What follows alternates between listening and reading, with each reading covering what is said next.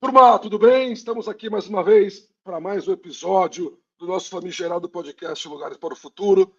Dessa vez a gente vai falar sobre. Eu não me pergunto qual é o número do episódio, porque eu já não lembro mais. Nós vamos falar sobre o nosso último relatório do Japão, um relatório que tem um nome pomposo de Entre Tradição e Contemporaneidade, Sociedade 5.0, Experiência Urbana Japonesa. Nossa, que nome de tese de doutorado!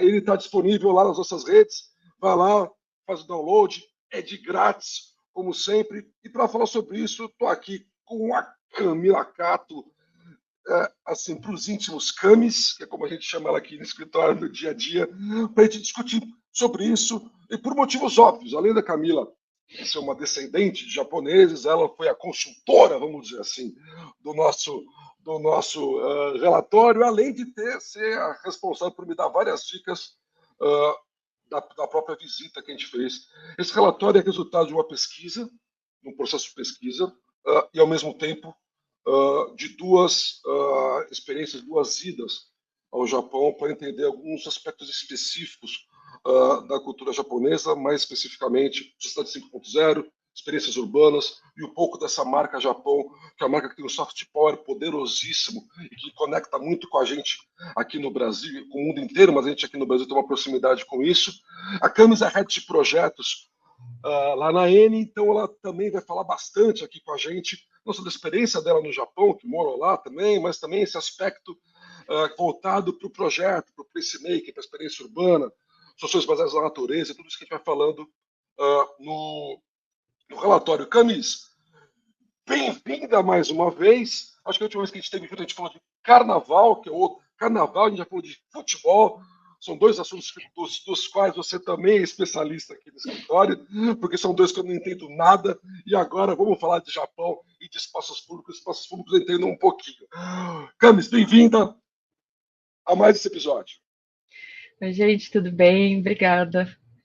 Não, é ótimo, né? A gente vai passeando por vários temas diferentes, por tudo que der, né? A gente foi de que, querendo ou não, dá uma certa conectada, né, com o que a gente falou, porque a gente comentou um pouco sobre naming rights, então, sobre, né, nomes de estações de metrô, de estádios, enfim, e um deles é aqui em São Paulo, né, que acabou nem chega a ser um naming rights de fato, que não é uma marca, mas é um pouco uma marca lugar ali, né? De chamar a estação Liberdade de Japão Liberdade, que foi um pouco polêmica também, mas acho que conecta bem, assim.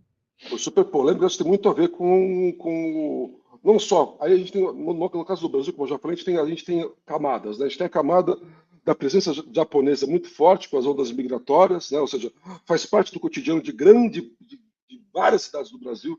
São Paulo não é uma exceção. E também da coisa do soft power que eu falei, né? Que assim, o quanto a cultura japonesa ajuda a promover essa marca Japão. A gente vai falar sobre isso no relatório, tem um capítulo para falar sobre isso. Mas eu queria começar essa história, Camis, falando, pesquisando sobre a Sociedade 5.0, que é um projeto japonês de início. Eu tenho um termo que eles usam que eu gosto muito. Eles chamam Sociedade 5.0 de Super Smart Society, ou sociedade super inteligente, ou super esperta, que é um termo que eu gosto mais do que inteligente.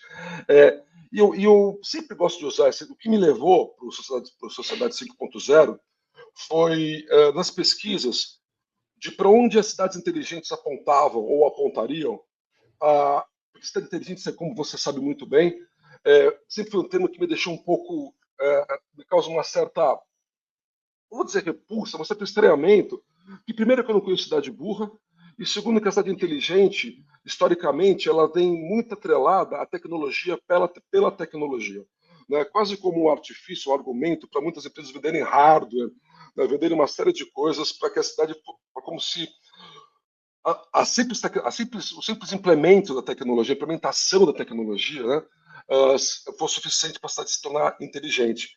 Eu acho que e aí isso me levou para a cidade cognitiva, a gente vai falar um pouco dela, e me levou para a sociedade 5.0. Esse termo Super Smart Society me mostra uma coisa que é muito bacana, que tira da cidade e leva para a sociedade. Né? E eu queria que você me contasse um pouco, Camis, primeiro, a sua visão sobre isso, e mais do que isso, como que você entende e você percebe, se é que você acha que é perceptivo, essa ideia da Super Smart Society no dia a dia japonês. Porque a gente sabe, uma coisa é a experiência do visitante. Vai passar 5 dias para o Tóquio, 5 dias para Osaka, 5 dias para o Kyoto e zarpou. E outra coisa é o dia a dia, não só nas capitais, mas nas cidades do interior do Japão. Né? Uma das críticas à sociedade Super 5.0, inclusive, cai sobre essa desigualdade do acesso à tecnologia no Japão mais rural, vamos dizer assim. Né? Eu queria que você contasse um pouco disso, amplo espectro, sobre o todo e um pouco de como você percebe essa experiência no dia a dia no Japão. Não, legal. Eu acho que a questão da Smart City, né, é justamente isso, né, que você falou, é a tecnologia pela tecnologia, mas eu acho que a tecnologia pela eficiência econômica, né, assim, tipo, financeiramente deixar a cidade mais eficiente, que é outra palavra que é um, é um pouco problemática, né, se a gente pensar em eficiência para quê e para quem, né? Então, eu acho que é realmente muito legal, assim, pensar. Eu acho que essa questão de cidade para as pessoas, acho que é um tema que já vem aí há alguns anos, né? A gente se aproveita muito disso também. E que cada lugar vai ser um pouco diferente. E eu acho que a Smart City, ela justamente ignora um pouco disso, assim, que é uma coisa que a gente trabalha muito. A Smart City, ela pode ser a ideia dela, né, que ela seja uma cidade tecnológica, com inovações de eficiência energética, né, frictionless e tal, para as pessoas que moram lá, mas não necessariamente acho que abarcam o que as pessoas que vão morar lá, como elas usam essa tecnologia, como que elas entendem o que seria uma eficiência na vida delas, tipo, é muito diferente, né? Assim, eficiência na nossa vida aqui em São Paulo é diferente da eficiência em João Pessoa, né? Assim, Certamente. mesmo, né, falando dentro do Brasil, assim, já é Brasil, uma coisa muito diferente, vamos que é combinar que enorme. tem o tamanho aqui, né? E você está falando disso, me lembrando de uma coisa que acho que faz todo sentido, né, Camis? Assim, a cidade inteligente, ela quase que é a tecnologia como processo de estandarização do comportamento, né? É, Ou seja, você tem é um standard e que serve para todo mundo, ou seja, você vai baixar a tecnologia, vai ser eficiente, e aí as peculiaridades, as características de identidade culturais de cada lugar não são tão importantes. O importante é a eficiência. Você falando disso, eu me lembrei sim. num processo quase de mecanização das cidades, né? É um pouco, né? É isso, né? É como se você fizesse uma fabriquinha e aí qualquer pessoa que estiver lá dentro tem que funcionar dentro daquele sistema. E a gente sabe que não é bem assim, né? Cada lugar, a gente conversa muito sobre isso. Eu acho que a gente usa muito exemplos assim de projetos nossos mesmo. Tipo, aqui em São Paulo, né? A gente trabalhou em Bragança Paulista, né, em Jaguariúna, outras cidades aqui em volta da capital, ou de Campinas, né, que é outra das maiores cidades do Brasil também. A gente usa o espaço público de uma maneira diferente, né? As ruas, o transporte público, a gente tem uma ideia de, né, praças, grandes parques, né? Essas grandes, tipo, ir para o lugar e passar um tempo, e aí tem a coisa do wellness, de correr e tal. E aí foi engraçado, eu acho que até um bom exemplo disso, dentro do Brasil mesmo, a gente ter ido para São Miguel do Gostoso e aí falar assim, nossa, não tem praça, não tem parque, não tem, mas as calçadas são gigantescas, então toda fim de tarde, toda hora do almoço, as pessoas estão lá usando esse espaço público, que para elas é o espaço público que elas gostam de usar, o que faz parte do dia a dia, o que faz parte do clima, que o clima é muito diferente também. Como espaço, a Então gente eu chegou a ver acho como espaço de trabalho, né, Camis? A gente também, pegou, né, as moças das rendas, dos bordados ali, era uma área de trabalho. A calçada na frente da casa delas também. era uma área de trabalho, né? Então, e aí, poxa, a gente vai pensar numa cidade inteligente, né? Uma smart city aqui como lá, né? Porque o uso que as pessoas têm, a visão que elas têm do espaço comum é muito diferente, né? Os costumes são diferentes, o clima é diferente, então eu acho que é importante essa virada, assim, né? De em vez de pensar em cidade inteligente para uma sociedade inteligente, talvez tenha esse olhar um pouco mais claro de que a cidade ela não funciona sozinha, né? Quem faz a cidade são as pessoas. E eu acho que o Japão já vem há alguns anos tentando fazer esse movimento, né? Porque as cidades, assim, as grandes cidades, grandes metrópoles, né? Tóquio, coloco Tóquio, Osaka, Nagoya, acho que são grandes cidades. Elas são eficientes, assim, né? Quando a gente pensa em espaço público, quando a gente pensa em transporte Mobilidade, porra, público, mobilidade é um negócio impressionante, né?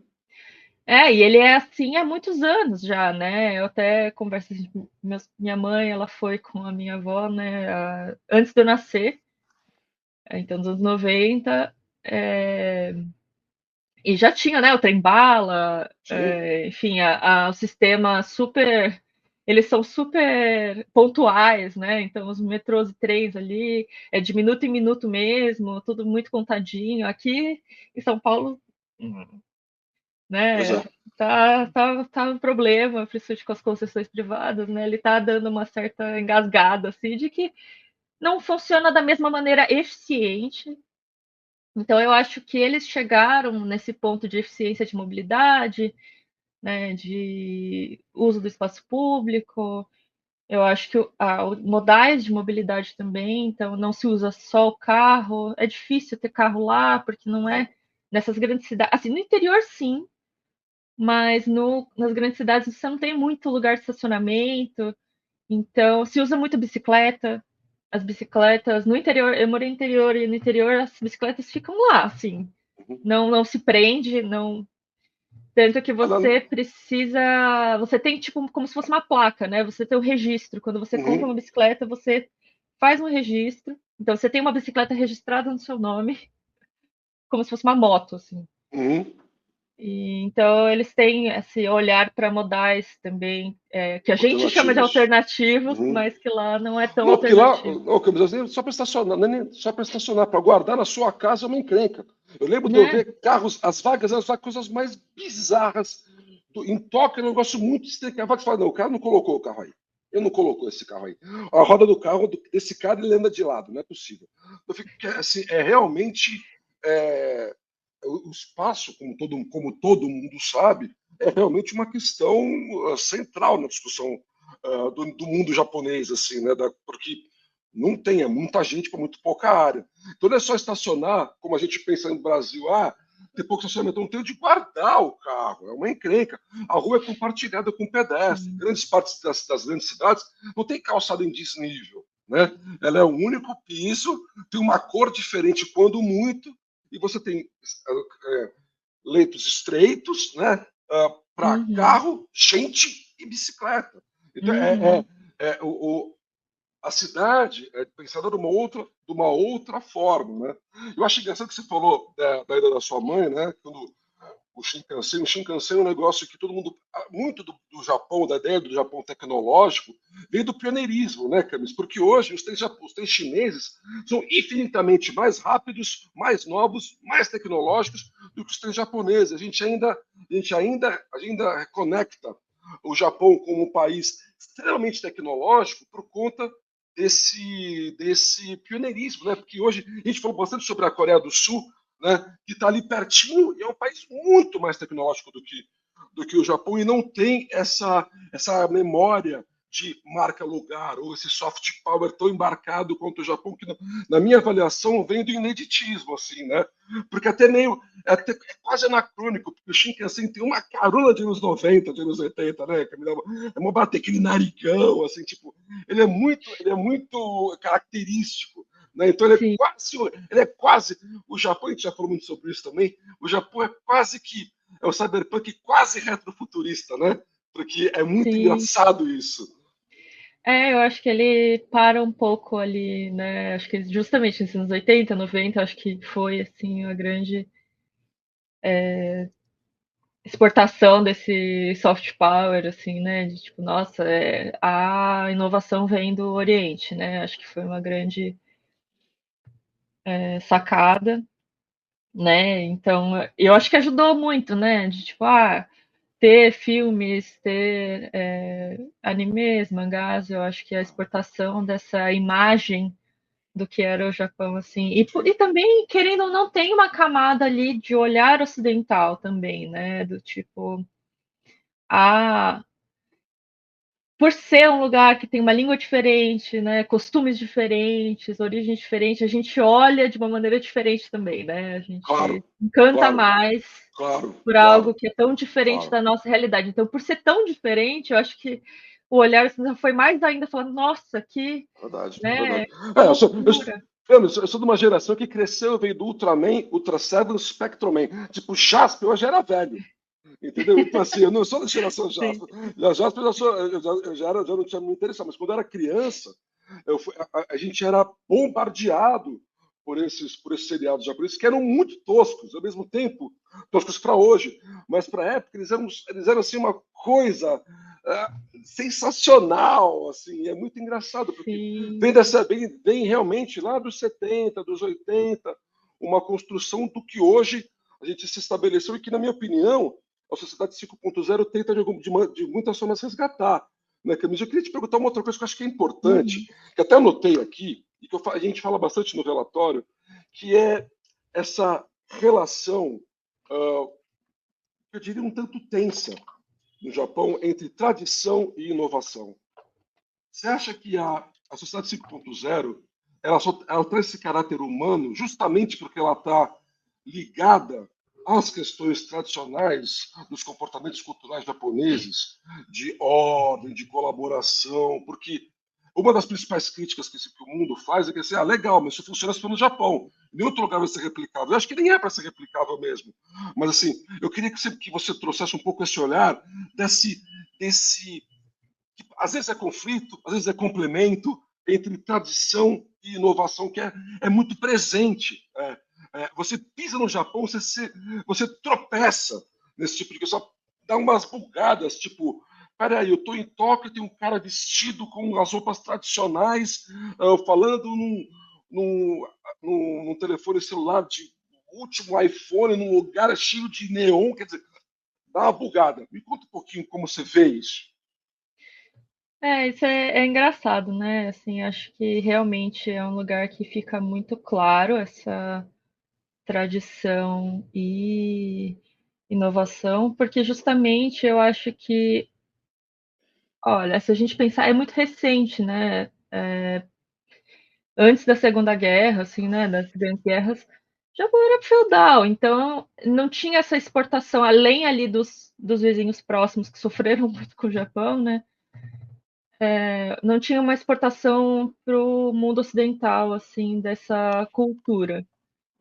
E aí, né, Segunda Guerra, bombas atômicas, né, teve que ter um certo movimento ali do governo japonês, né, do império, e é Uhum. isso, né, é isso também, né, de a gente pensar Até isso como o ontem, né? próximo é Até imperial. ontem.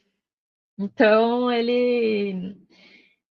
eles tentaram, né, acho que justamente com esse soft power, né, o toyotismo, essa forma diferente de lidar com tecnologia e eficiência, que eu acho que funcionou também, por isso que você falou, eu acho que existe uma característica social, assim, né, de sociedades como o Japão, de um coletivismo um pouco maior, então é tipo, tem que fazer, né, vai ser eficiente, vai fazer, vai trabalhar sem, né, criticar, sem perguntar duas vezes. Então, eles tiveram, acho que esses dois períodos muito próximos, assim, né? Dessa coisa que a gente vê como tradicional não é tão antiga, né? Ela quer dizer, tem, né? Ela tem uma história muito As antiga, mas ela não origens está são muito antigas. longe. É, então, mas eu acho que da mesma maneira, é que eu acho que é justamente, né? Por ser uma cultura um pouco mais diferente do que a gente tem aqui, mas da mesma maneira que se for, eu nunca fui, mas assim, pelo conheço, assim, né, de Inglaterra, né, de você ir. Eles também têm, assim, acho que todo país ele tem um pouco desse resquício das épocas áureas, né? Então, Sim. ele tem, né? Ainda tem a família real, né? O Richard está lá e tem a cerimônia de troca de guardas, né? Ele tem, acho que o Japão ele tenta guardar um pouco disso, mas é porque está muito próximo, né? Os avós, vai, que agora são centenários, eles viveram toda essa transformação assim do Japão que durante a vida deles, né, o tempo de vida deles passou por toda essa transformação, de rural para tecnológico, assim. Então, eu acho que por isso também que tem uma certa resistência, assim, da tecnologia. Eu acho que todo mundo pegou essa fase do tipo, então o Japão vai se tornar tecnológico.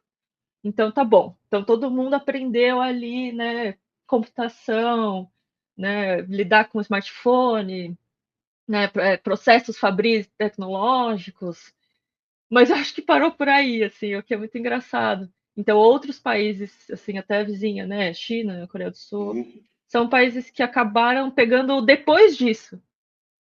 Então, eu acho que acho que a questão da tradição também ajuda a segurar um pouco Inovação. esse Inovação. avanço de Por inovação. isso que eu coloquei, às vezes, é um conflito mesmo, né? Porque eu acho, a impressão que eu tenho, Camis, como um ocidental e como um visitante, é que ocidental, não sei se eu acho que eu não sou ocidental, acho que eu sou mais sul-global do que ocidental, né? Acho que não sei se no Japão eu sou ocidental, mas na Europa eu não sei se eu sou ocidental, mas enfim, isso é uma outra conversa para outro dia. Uhum. Mas assim, é que ah, o Japão, e acho que isso é comum em alguns lugares, em alguns países asiáticos, o Japão é muito presente. Diferente de países europeus, que tem uma certa vergonha, o Japão é um país, cara, que ele tem muito orgulho dessa tradição. Né? Ela está muito presente, por mais que tenha feito algumas lambanças no meio do caminho, né? Ah, Segunda Guerra, tem vários momentos muito questionáveis na história japonesa, como todo país, né, como todo grande país tem, mas assim, existe eu percebo isso no dia a dia das cidades, assim, lá, um orgulho dessa tradição, né? Assim, e por isso que eu falo que acho que é um conflito, e eu acho que o mais louco, Camis, é que assim, de novo, como visitante, a impressão que eu tenho é que que o Japão hoje trata esse futurismo dos anos 80 já como tradição.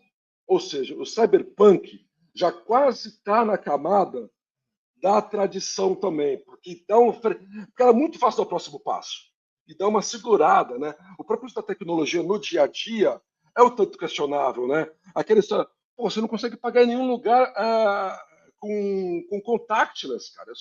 Nenhum lugar não, mas 90% dos lugares você não consegue pagar com contactless, uma coisa que é, assim, global. Lá você tem 1.000 sistemas. A máquina que você dá, põe o dinheiro, ela te devolve o troco, você não tem que dar dinheiro na mão de ninguém. Tem uma estrutura tecnológica, mas com contactless, que é a coisa mais básica hoje em dia. Você tem uma dificuldade em coisa. Quer dizer, é muito engraçado, porque parece que teve um boom tecnológico muito grande e ele parou assim, esse extra mile, essa próxima milha, parece que tem quase que uma trava do tipo, não, isso faz parte da cultura, daqui para frente a gente tem que tomar cuidado. É a sensação, como usuário da cidade, é um pouco uma certa ansiedade que você tem. Você fala, não é possível que eu não consigo comprar isso aqui com cartão de crédito. Não é possível. não, mas é verdade, é muito. Eu acho que talvez seja um pouco por aí mesmo, de encarar já como uma tradição, assim, né? Porque querendo ou não, já faz alguns anos, né? Então, E o mundo está falando de muda muito 30 anos. rápido. Está falando de 30 anos. O mundo Né? está mudando muito rápido, assim, o tipo de tecnologia está mudando muito rápido. Eu acho que a gente aqui no Brasil, assim, a gente tem um privilégio, né? Eu acho que até quando a gente fez uns outros trabalhos, assim, com marca Brasil, de falar que o Brasil, os outros países veem o Brasil como um bom, um ótimo beta tester. Porque a gente absorve qualquer coisa que vier. É muito Então, plural, né? É muito é diverso, é muito muito. plural. E a gente Né? abraça muito outras coisas novas. Então, por exemplo, essa semana aí, semana passada, eu acho, estava na discussão do Pix, né? Hum, Porque saiu lá fora, né, nos grandes canais, sobre como o brasileiro foi a nação que mais rápido aceitou um novo tipo de transação do Banco uhum. Central. E realmente, assim, se a gente pensar em outros países, né, europeus, é muito mais difícil, assim, foi mais demorado. Eu acho que para os Estados Unidos também, né, a questão de a gente abandonou o cheque há muitos anos já, Séculos. Séculos. né? tipos de transação, assim, TED e o DOC, coitados, ficaram pelo caminho, porque o Pix está aí há, né, muito tempo. Então, eu acho que a gente também está num lugar muito privilegiado. Eu acho que tem um pouco a ver com o ser-se global também. Por Uhum. isso que eu acho que China, eu acho que BRICS, no geral, eles Uhum. têm um pouco mais de rapidez para pegar, que eu acho que o Japão ele faz parte desse antigo poder, assim, do Uhum. imperialista Uhum. tradicional, né? Ele Uhum. é o imperialista ali do leste asiático, então ele se prende um pouco às coisas que deram certo. Acho que Uhum. essa é a jogada, Uhum. né? Assim, como deu certo e o soft power deu certo, deu muito certo, eu acho que são soluções que eles vão adaptando aos Deputado. poucos, mas eles tentam manter assim por bastante tempo, né? O que está sendo um problema, eu acho que a gente pode falar assim até esse relatório agora, né? E falando sobre um pouco disso, também vamos ter relatório de tendências. Uhum. E eu acho até, estava comentando, né? A gente comentou em off sobre uma notícia de se essa questão do silêncio, da ordem, né, dos costumes do não incomodar, né? O Uhum. japonês ele tem muito essa coisa do não incomodar o outro, não tanto pelo bem-estar, eu acho que não, acho que acaba servindo para isso, mas tem um pouco da questão do constrangimento ali e como isso pode estar afetando a taxa de natalidade, né? Porque as mulheres nas grandes cidades elas não querem mais, tipo, elas não querem passar pela vergonha do bebê delas chorar no metrô. Que loucura, não? E como isso pode estar afetando e como isso tem a ver com uma das tendências, né, que a gente vai trabalhar no relatório, no próximo relatório, que é justamente a questão do envelhecimento, né, da população e do declínio, né, Natalidade, né? da natalidade, né, que é uma questão para todos os países, mas principalmente esses desenvolvidos. Então, eu acho que agora essa questão de sociedade 5.0 é um pouco também da tentativa deles de pensar, tá, tudo bem, eu acho que outras questões, tipo soluções baseadas na natureza, eu acho que parques e mais espaços públicos de qualidade. Uhum. Agora o governo está tentando fazer um terceiro dia de final de semana. E tudo isso, acho que são tentativas de fazer as pessoas socializarem mais, casarem mais, Pra ver ter se o dá troca de jogo, né? Pra ver se dá match. e terem Pra ver se dá filhos, match. porque está sendo uma questão, que agora é uma questão, né? Eu acho que essa coisa da ordem, da eficiência, funcionou muito bem, mas agora eles estão com uma certa dificuldade de sair disso para voltar a se relacionar nos espaços públicos, nos espaços de trabalho, fora do trabalho, né? Na verdade, você muito, eu assim acho difícil, achei difícil fazer amizades lá. Hum. Acho que tem a relação de trabalho, né? Que tem uma hierarquia muito forte e tirando assim fazer amizade com brasileiros, É, isso é muito aí. comum, os brasileiros acabam se juntando, né, para fazer as coisas e sair, né? Mas no geral é um pouco mais difícil assim fazer amizades, principalmente nas grandes cidades, né? Isso eu não estou dizendo necessariamente do Japão rural, porque eu acho que são comunidades mais naturalmente, né, menores, que têm mais contato umas com as Uhum. outras, mas nas grandes cidades é mais difícil mesmo, assim, são pessoas menos sociais do que é que a gente também, né, tá Não, no não outro conta. lado do Ah, espectro, a gente também não o conta. brasileiro tá Você, completamente do outro ah, lado. o que você está falando é muito importante, porque me leva para uma outra coisa que tem bastante presença no relatório, mas antes disso eu falar, a Rebeca está me dando bronca aqui para variar, eu tenho que falar para as pessoas que o relatório está disponível para download, vocês podem entrar e baixar esse relatório de a pouco, eu estou conversando com a Camila sobre. Aqui está nas redes sociais, o link é de grátis. Pronto, Rebeca, dei o seu recado. Não precisa me xingar mais aqui no Até parece. chat. E aí, Camisa, você está falando de uma coisa que é importante, porque assim, a gente fala muito, isso está muito no soft power, e mais do que no soft power, está na experiência do turista no Japão, o tal do omotenashi, ou alguma coisa parecida com isso, que é a hospitalidade japonesa. A gente percebe isso claramente, seja por timidez, seja por qualquer que seja o motivo, o que a gente percebe é que o japonês, e aí eu vou chamar de japonês médio, porque eu passei por isso de motorista de táxi até gente engomadinha, até com tudo, ele tem uma certa... Existe uma forma de receber que é bastante típica no Japão, bastante presente no Japão. Que no relatório a gente vai esticar isso a corda vai falar, puxando para a nossa área de estudo, vai falar sobre Tokyo Toilets, que é um projeto maravilhoso de banheiros públicos e a importância dos banheiros públicos, como também um equipamento, um hardware de hospitalidade que poucos lugares do mundo, eu não lembro de nenhum outro lugar no mundo que tenha isso, com a qualidade, com a abrangência que tem no Japão. A gente vai falar das combinis, que também são um ícone, um farol de hospitalidade, que não te deixam na mão em nenhum momento do dia, em qualquer lugar do Japão. Né? E eu queria que você falasse um pouco, mas parece que isso, pelo que você está me dizendo, serve para o visitante, mas serve não tanto para a pessoa que vai para o imigrante, já que é tão difícil assim se relacionar com as pessoas. Como é que é essa... Me fala um pouco mais uma vez. A gente sempre discute sobre isso, né? Como o Japão é um país que também tem muitos contrastes e muitos conflitos, né? Então, assim, como que é a hospitalidade tão cantada em verso e prosa que eu presenciei, que me impactou profundamente nas 2 vezes que eu estive no Japão, e o outro lado que talvez não seja tão assim para quem vem morar aqui. Como é que me fala um pouco como você vê esses 2 lados dessa moeda? Isso é curioso, né? Eu acho que realmente o omotenashi é uma questão que faz muito parte do imaginário do que é visitar o Japão, né?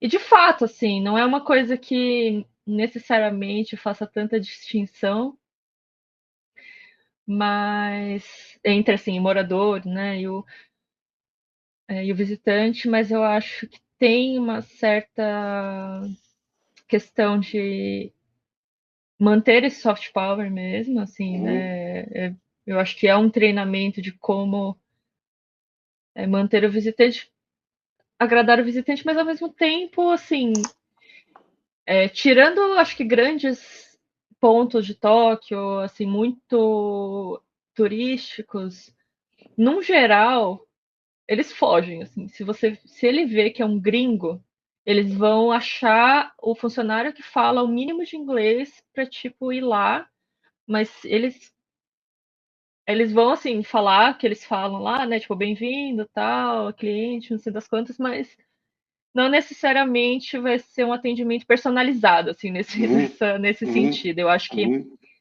tem um pouco dessa relação superficial, assim. Eu acho que as relações são um pouco mais superficiais, assim, interpessoais, né? Então, com os clientes, eu acho que tem uma coisa muito forte mesmo. Mas eu acho que é muito dos costumes mesmo, assim, uhum. né? Da maneira com que o japonês se comunica.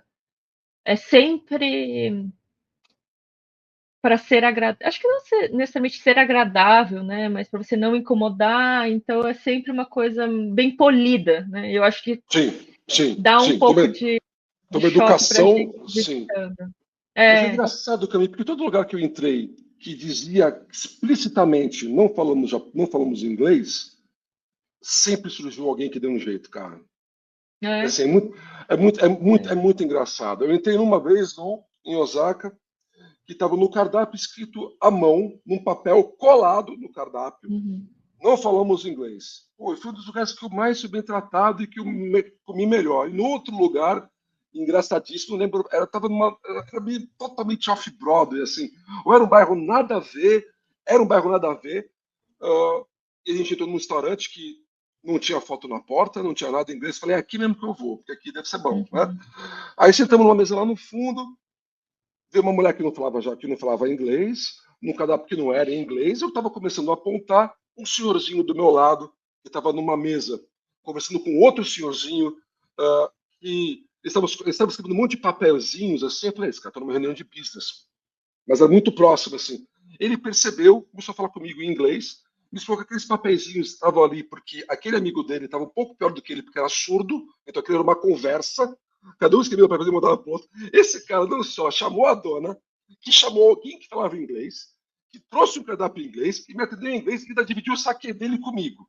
Ou seja, olha que loucura. Então, quer dizer, tudo Uhum. bem, ele falava 10 palavras em inglês, mas ele foi, a atitude dele foi tão hospitaleira que naquelas 10 palavras em inglês, aquela experiência naquele restaurante mudou completamente. Ele deu uma bronca, falando pra caramba, como é tipo, meu, como é que você vai atender os caras sem cardápio em ingleses e sem falar inglês? Tá na cara que os caras são gringos, óbvio, né?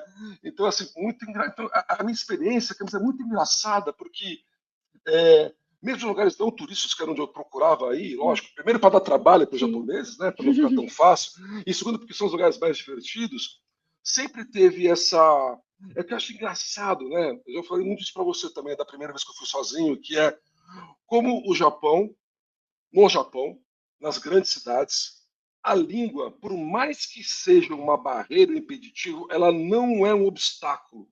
Você consegue se relacionar, ou porque o Japão inteiro entende isso e já cria mecanismos para burlar esse sistema, ou seja, nas grandes redes de restaurante você tem pedidos em tablets que tem inglês, no trem você compra inglês, no metrô você compra inglês, a coisa que a gente fala do frictionless, né? Ou seja, de você não ter atrito, criou-se um monte de sistemas para que você consiga se relacionar minimamente, ou, de novo, a gente vai voltar para a eficiência, de forma eficiente com o lugar, sem que a língua seja uma barreira. O que é muito engraçado, porque, por exemplo, eu me virei muito melhor no Japão, com um alfabeto que para mim é um monte de desenho, do que em países de língua alemã, por exemplo. Eu entendo o alfabeto, mas que eu não entendo nada do que está escrito e que ninguém faz o menor esforço para te explicar nada. E que muitos lugares não tem nada em inglês. Então, quer dizer, é muito maluco isso, né? Sim. Acho que talvez eu acho que é um pouco do não incomodar também. Eles não querem que o visitante não se incomode, assim, né? Então, ele faz de tudo para mas é perfeito, precisar ter o menos de. É justo, eu acho que é um pouco do frictionless, assim, numa questão social, assim, do tipo. Sim. Eles não querem que tenha muitos atritos, assim, entre a pessoa querer pedir, não precisa ter muita interação, assim, né? Então você consegue se virar, eu acho que tem um pouco a ver com questão cultural também, né? Que países o Japão, a China, né, a Coreia do Sul a Coreia do Sul menos, mas assim são países de origem shintoísta, budista, né? Outros tipos de religião que não e que se comunicam muito pelo não falado, né? Então se usa muito silêncio. Então eu acho que é um pouco do próprio costume, assim mesmo. Eu queria só trazer uma coisa rapidinho para quem está escutando a gente. Nossa, ela fala! Ela não fica, ela não só me xinga no site, mas ela fala! Existe, gente! Primeiro que eu não xingo Caio. Essa é a Rebeca. Prazer, pessoal. Primeiro que eu não xingo o Caio, que isso fique muito claro, eu só vou dando avisos. E eu só queria trazer que o que o Caio falou agora sobre a questão, né, dessa hospitalidade, do cardápio, de nós não falamos inglês, a gente tem um artigo da Mariane Brock, da nossa sócia fundadora, lá no site da N, na parte de conteúdos, que é um artigo bem legal, bem interessante, que ela aborda justamente esses pontos que o Caio e a Camis falaram aqui, acho que de um ponto de vista bem único a respeito de hospitalidade. Então, quem quiser acessar, eu vou deixar os links aqui na descrição do episódio, mas também é só entrar no nosso site, clicar em conteúdos e vai ser um dos primeiros conteúdos que vocês já vão ver lá. Para quem quiser saber mais, está lá no site da N. E não só do site, né? Tem os vídeos também no Instagram, tem o vídeo que a Mariane fez lá no Combini. Bem legal. Se fosse vocês, eu faria um hashtag Mariane conta a história da briga. Porque a história da briga é a Mariane discutindo com a japonesa, a moça falando em japonês sem falar inglês, e a Mariane falando em português sem falar nem inglês e nem japonês. Foi um episódio Porta dos Fundos da vida real. Chovendo muito em Kyoto, muito. A Mariane ocupando a frente do restaurante, não deixando ninguém entrar, também que não tinha ninguém para entrar. Na frente a mulher tocando ela para fora da cobertura. A briga foi tão bacana que quando acabou, a moça do restaurante trouxe um guarda-chuva para a Mariane e falou: toma, pode levar. Então, assim, só para vocês entenderem o nível da coisa. Essa é uma história que ela não conta no artigo, mas essa história merece muito. Mas, Camis, essa do guarda-chuva para mim também é muito, de novo, o Motenashi aí acontecendo. Né? Ela não entendeu nada do que a Mariane falou, mas não entendeu nada do que ela falou. Ela só entendeu o que a Mariane falou. Tá chovendo, mas em português. E assim foi. Mas o mais legal, Cami, para mim, é entender que tudo isso que a gente está falando, que isso para mim foi muito reconfortante ou confortável descobrir que por mais que tudo isso que a gente falou faça parte da identidade cultural do Japão, isso também é um projeto chamado Cool Japan, ou seja, um projeto de fortalecimento e promoção do soft power do Japão. Ou seja, conseguiu entender características culturais muito, muito, muito fortes e transformar isso em ativo. Isso, para mim, é uma sacada brilhante. Eu descobri esse Cool Japan voltando na minha pesquisa pro report. Até então, eu sentia lá, eu era influenciado por isso, pelo soft power que chega até a gente aqui, mas eu não sabia que fazia parte de um projeto, que para mim mostra, no mínimo, a inteligência de quem está tocando essa marca, porque ela é um projeto muito bem amarrado, que traz junto dele essa influência do soft power e a experiência de quando você chega lá. Você não se decepciona com isso, enquanto turista, principalmente enquanto turista ocidental. Né? E é isso para a gente, para eu acho que é justamente, só para dizer que acho que é justamente o que a gente procura fazer, né? Pois que é trabalhar que... com, entender, fazer o diagnóstico do lugar, entender quais são as particularidades, fazer, isso, né, Camis, chegar na singularidade, nesse place branding, para fazer as pessoas sentirem esse place branding sem precisar comunicar a todo momento, né? Foi isso que me deixou, eu diria, quase que emocionado quando eu voltei e li, porque eu sabia de tudo isso, eu experimentei tudo isso, eu não sabia que era um projeto. E quando eu de cara, eu falei, não é possível. O PDF é estruturadíssimo, com páginas e páginas e páginas. O link para esse projeto, para esse artigo, é uma cartilha do governo japonês, está no nosso relatório também. Vale a pena. Se não quiser ler nada, vale a pena só para conhecer esse projeto, que ele é realmente muito bom. E o posicionamento do Japão nesse relatório é o país que promove soluções criativas para os desafios mundiais. Uau! Né? Uau! Então, junta um monte de coisa, tem realmente uma... Que parece ambicioso, mas de fato a gente sente, né? A gente também pode mirar, assim, numa coisa que parece inatingível, mas que, na verdade, pode ser muito bem atingível, né? Pois é. Aqui, para quem está escutando a gente, qual que é a importância, né? Porque a gente está falando muito sobre, né, o Japão, a gente fala uma coisa de lá fora, e para quem está escutando, qual que é a importância de baixar esse relatório, de ler esse relatório, e como que isso é aplicável para o nosso, assim, como que isso pode servir de inspiração para o nosso país, para a nossa realidade, enfim, qual que é a importância da galera que está escutando a gente aterrizar isso do relatório e não ficar numa coisa apenas do mundo, né? Porque é lá no Japão e aqui no Brasil. Mas eu acho que a primeira coisa é justamente esse final, talvez seja a parte mais importante, né? É entender.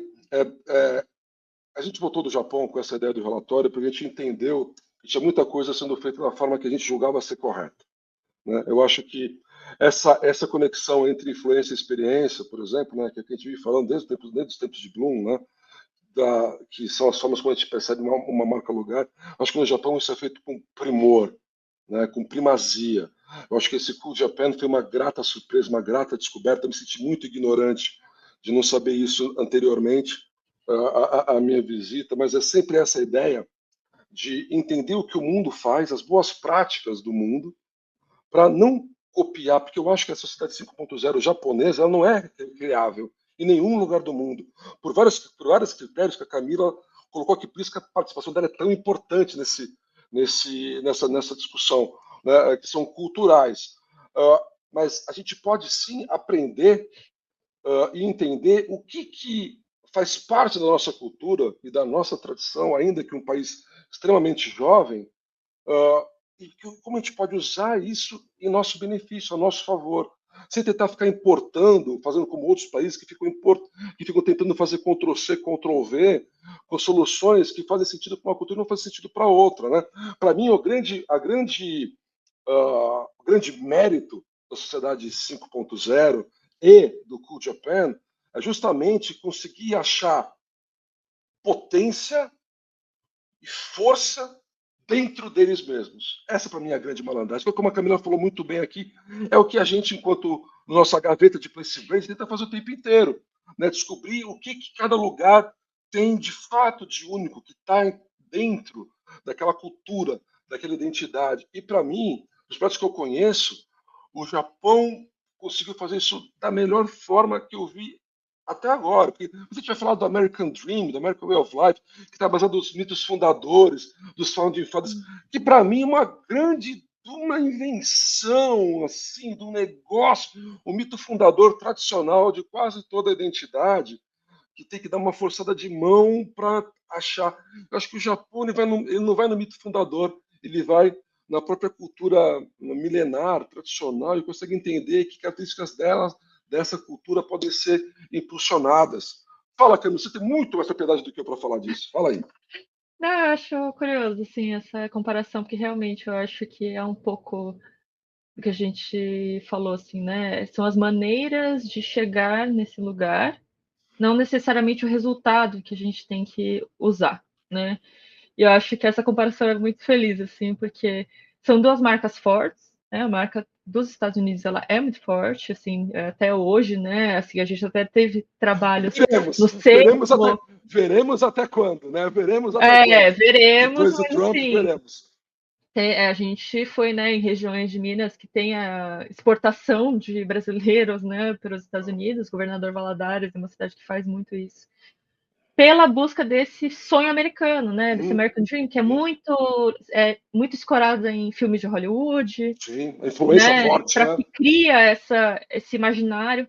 Mas justamente eu acho que por ele ter esse nome, né, para a gente ter que evocar o nome sonho americano, eu acho que já é diferente, sabe? Eu acho que já não é o mesmo exemplo, porque eu acho que justamente a marca Japão, ela não depende desse slogan, ela não depende de um slogan, né? Ela não depende de ela é um pouco mais abrangente, assim, acho que nesse sentido, ela tem, acho que para cada pessoa ela é um pouco diferente, né? Então, para mim, como neta de imigrantes, é diferente do que para você, como turista que já foi lá.